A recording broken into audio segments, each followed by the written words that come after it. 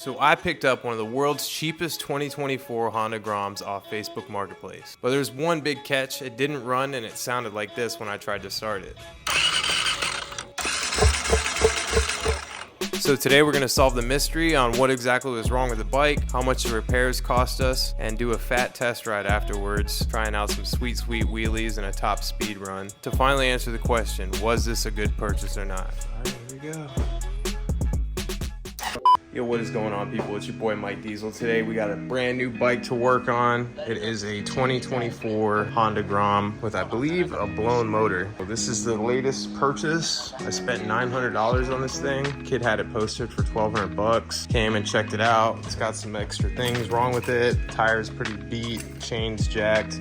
The motor's obviously blown. It doesn't have any compression. So figured we'd wiggle them down a little bit. I wanted to get this bike under $1,000. That way, if I did need an entire motor, worst case, it would be right around $900 to $1,000 for a new 22 plus Grom motor. Before I started tearing it apart, which I started to do, I wanted to make a video so we could show you guys the before this $900 Grom and see if we can get it fixed up and maybe keep it and swap it out for this one. Since something needs to get sold to make my money back, I'm thinking about taking all the parts off this bike, being my 2017 Grom, I think, and slapping it on this one, making this a new stump bike, and selling this one. First things first, I wanted to open up this top end and see how the piston and everything else looks, and from there we'll be able to order some parts and get this motor all fixed back up.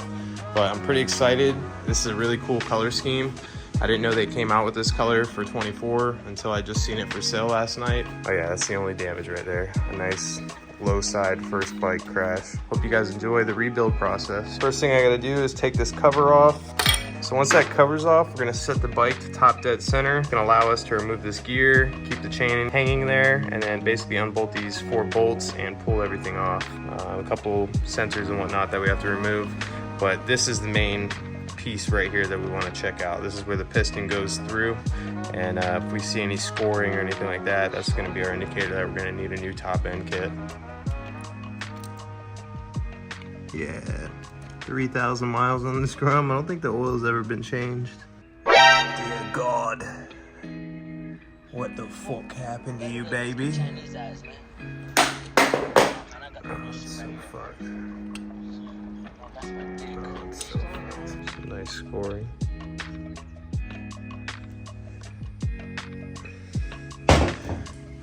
Swap it all out, fuck it. Side note, I had a Top Feel S9 basketball hoverboard come in, so I had my buddies try it out. They almost crashed, and I decided to make a funny clip of me trying to be efficient using it to work on the bike, which almost resulted in me knocking the bike off the lift.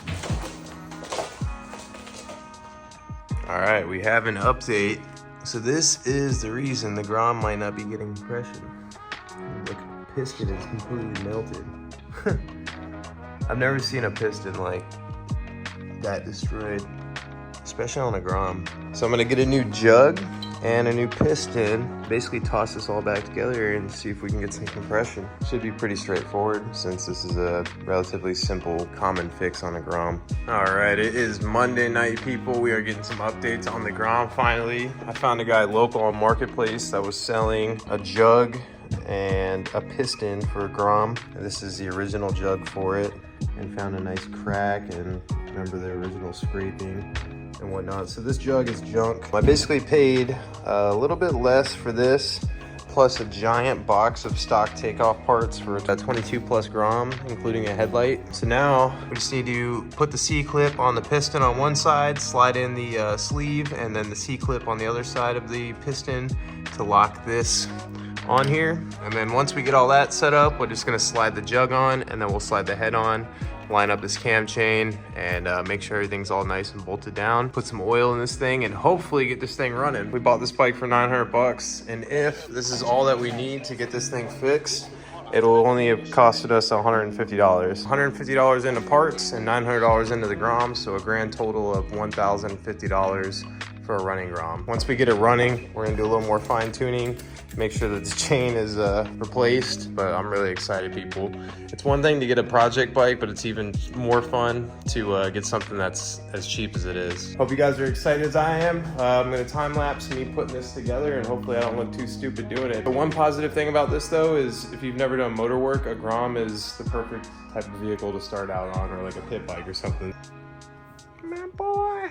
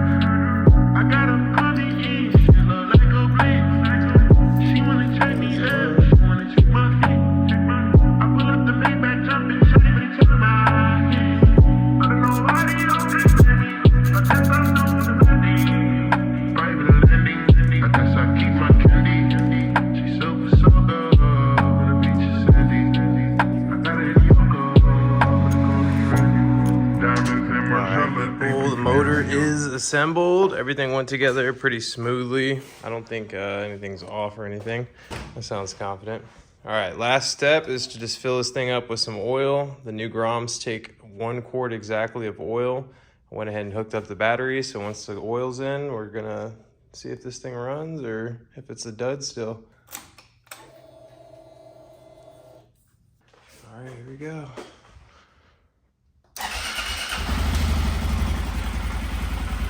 Yes, sir. Back in business. We have a functioning Grom for $1,050, people. All right, people, you know the saying, out with the old and with the new. So we are at the Ruck Shop out here in Zephyr Hills. We're gonna be getting a couple goodies for the 24 Grom.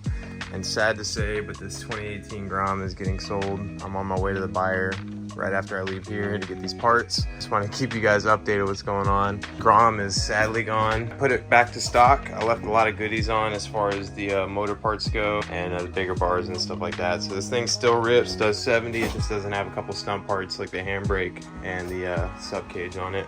So yeah. What up, dude? Chilling. All right, we are back from the Ruck Shop. We got some goodies for the 2024 Grom. This beautiful Ruck Shop adjustable kickstand. So this is really nice because it's a lot more sturdier and durable than the stock kickstand, but it also has a bunch of adjustments on it. So if you lower your Grom, this will compensate for that. So your bike's not leaning all crazy. It'll actually lean the right height and whatnot. So we're just gonna go ahead and install this stuff real quick.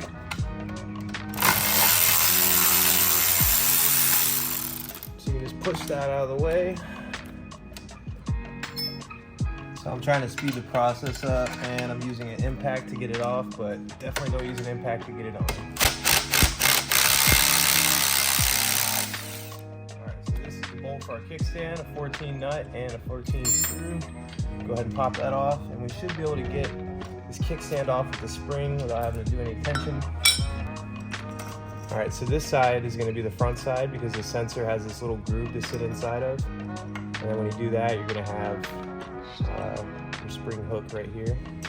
So when I got this, it looks like this part is backwards. So I'm going to use an Allen key and spin this around, and we'll be good to install. In application, you might have to take this Allen key out. All right, so we're going to go ahead and spin this lever around and get the exact length that I want for my stock application. I'm going to cheat, use a wrench to go ahead and tighten it back. Last but not least, go ahead and put the spring on. And a little trick with the spring, I like to use the zip tie. Boom. So there you have it, people, an 8mm, 2 14s, and a little bit of time, and you got yourself a new adjustable kickstand on the Grom. I love me some machine parts. Fuck yeah. Alrighty, people, we finally got the Grom running. We got the motor turning and burning. Let's see, is it in neutral? No, it's not. We're ready for a quick test ride before this thing goes off to its new home, and I'm gonna explain why I'm not keeping this thing. We're only in this bike a little bit over $1,000, and it's worth a lot more than that. So I figured rather than keeping this little unit, might as well just keep working our way up to the exact bike that we want, being a 2024 ZX6R. So we're gonna do a test ride real quick. And first things first, when you're riding your Grom, I completely forgot, you don't need these gloves. You don't want gloves. That's first thing. All right, we got the music. We got the Cardo bumping, that Cardo black top, pack top. It just feels good with your knuckles fully exposed. So that 5th speed, that 5th gear right there is money on these things. I took it for granted until I rode a SF for a while, and then I switched over to this thing for a couple rides, and man, that 5th speed really makes this thing feel like you're not riding a poverty machine. Best way to explain it, I guess. All right, first you want to look around for cops, because you are on a Grom. You're a lot slower than a cop car. And then once you get the go ahead, just give her a little snatch up in second. Second's a little advanced, people, but make sure you blow that motor before you give it away. Oh no, I didn't blow it, but I did scrape the fender here. All right, so bone stock Grom. As you guys seen, I didn't do any upgrades to it. Basically just got it fixed up, did the oil change, checked all the fluids and everything else. The back tire does have a slow leak, but the main reason I'm making this video, guys, it's a Grom. It's not too crazy of content, but I think it's inspirational for myself, but also for you guys to see me get something for super cheap, and something you guys might be interested in as well, being this Grom, for example. And it's something practical, you know. It's hard to be like, I just bought this McLaren at auction for $50,000 and it's way cheaper than normal.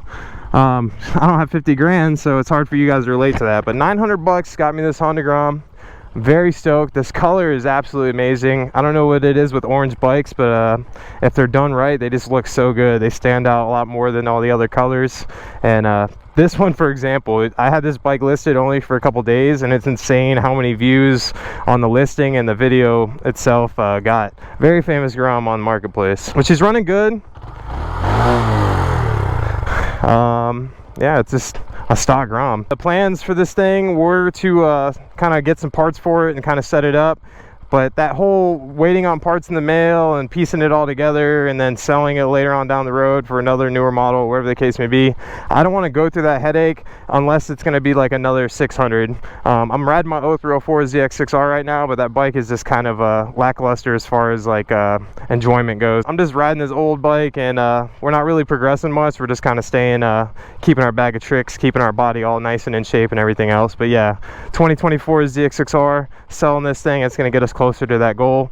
But yeah, another person's going to get this bike for a killer deal versus going in a dealership and getting bent over backwards. As far as that box of $150 parts go, it got a little sweeter because it came with a headlight and a bunch of other miscellaneous stuff, and I listed the headlight itself for 80 bucks and sold it. So I've only spent like less than $100 to fix this bike after sold some of the miscellaneous stuff that came with it, on top of the head and everything. But yeah, I'm doing a lot of rambling, people. I just wanted to get you guys caught up as far as what's been going on lately. Haven't been really motivated to make videos. The BMW's been doing great, but I don't know, just a lot of exterior things going on that's kind of making me reluctant to post that kind of footage right now. So we're just doing some fun shop building videos and just trying to stay relevant with you guys that are staying tuned in to the channel. But thank you guys so much. I've been working really hard on and off the channel, and I just can't wait to come back strong with a 24 ZX6R. Not really to make so much content. I do want to do like some more motovlog story times on a 600, not the 1000 that's screaming everywhere and being a pain in the ass to ride in traffic. But I mainly just want to get that new 636 just to get back to riding and stunt riding more seriously and more competitively. Not for competitively against other people, I've never really been that kind of person, but more competitively against myself, because at my prime shape and age, I just want to keep pushing myself as hard as I can. Sean O'Malley, he's basically said like, I want to keep getting all these championships and everything else while I'm in my prime athletic form, and that's where I want to finish. I don't want to finish short of where I could have been, you know. So that's where I'm at right now, people. And it's not about making the most money, getting the most follows or anything like that. It's about accomplishing your personal goals. So once you got those parts figured out, it's just a matter of getting the pieces of the puzzle and connecting it all together. But yeah, guys, Grom, y'all want to see this thing do 60 in 5th gear? The cool thing about it is it doesn't actually blow up. when you're going 60 in 5th gear. It still has about 2K RPMs left over. So off topic, but I'm curious, you guys ever did like a personality test? It's basically like a 4-letter abbreviation that describes your personality after you do the test, I believe. And someone told me I'm a certain type of personality. I guess you guys can comment and guess what kind of personality you think I am. If you've been following for a while, maybe you can figure it out. But hypothetically, what they think I am. I didn't take the test yet, but I did look up the personality that they said they think I am, and they were pretty confident too. And a lot, like when you're going through the, like when you're sick or something and you go down the drop down of symptoms that you might have, basically there's like symptoms for this type of personality, and I check like all the boxes off on this personality. So I'm like, dang, this chick pretty much called me out. So not only did she say like this is your personality type, I also kind of broke down what I thought of her, because she asked, and she's like, man, you read me like a book. And I'm like, yeah, well, you read me like a book, so that's life. I'm gonna sell this Grom real quick and work towards another 636. So I'm staying confident. I'm looking at auctions and stuff, because really any kind of 2024 ZX6R besides a new one I'm interested in. I just need something that's cheap, might need some work, and we can get it rolling. Dude, this thing is flatter than we gotta send this thing off right. All right, people, we got the back tire swap. Before we sell this thing, we're gonna see how much she can do. 25 in first to second. We rev limiter at 40 in second to third. Third, we're already hitting 50. Fourth, we're already rev limiter in. All right, now we're going uphill a little bit, so we're gonna go full tuck, 5th gear. I'm rubbing my ass on the license plate right now. Barely hanging on. 58, people. 59.